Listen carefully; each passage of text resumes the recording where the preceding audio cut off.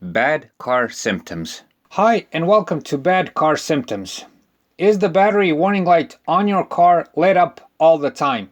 Or it maybe doesn't even appear when you turn on the ignition? Do you notice maybe that the headlights are fluctuating? Well, these and other symptoms are a sign of an alternator problem.